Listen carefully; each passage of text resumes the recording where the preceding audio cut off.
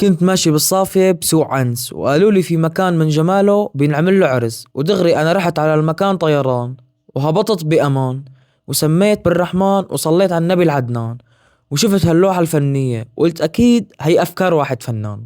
وأول ما شفت المسبح تمنيت لو إني ربان، والقعدة على المجلس مقابيله بتخليك تغني يا زمان. وإذا شعرت للحظة إنك بردان، عندك البخار والجاكوزي بتطلع من قلبهم دفيان، والديكورات مع الإنارة يبعت له حمى فيهم فن وشطارة. وقت بتشوف المجلس الخارجي قديش واسع والقعدة فيه بتشفي المواجع، وقد ما كان العدد ما في مانع. وانت وقاعد بالمجلس شوف لي حوض سمك الزينة، وأكيد راح يضلوا بأيادي أمينة. وإذا حابب تعمل شهر عسل، غرفة نومك جاهزة انت والمدام، وحتى أولادك كمان في إلهم غرفة، بقى نام مرتاح وقول يا سلام وغراب الأحلام. وإذا بدك تغير مودك جيب خصمك ولاعبه جيم وارباح عليه وارجيه إنك فهيم. وعندك الصالة الداخلية وفي جنبها المطبخ، وانت شو هامك بهيك قعدة غير إنه النسوان تفرح؟ وفي عندك هالمجلس التاني وهالقعدة العربية، كله كرمال عيونك وكرمال هالشبوبية. وقد ما شرحت وحكيت وجبت كلام على القافية، ما بوفيهم حقهم بكلامي. وبهالأجواء الهستيرية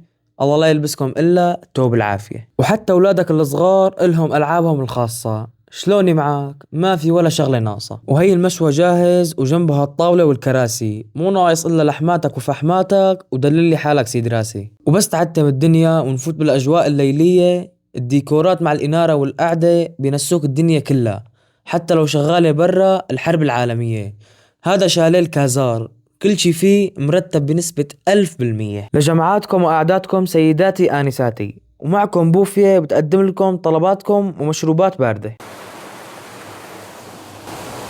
كان معكم ابن الشام، وين ما وين شاليه الكازار، العنوان صنعاء الصافية سوق عنس. حياكم الله.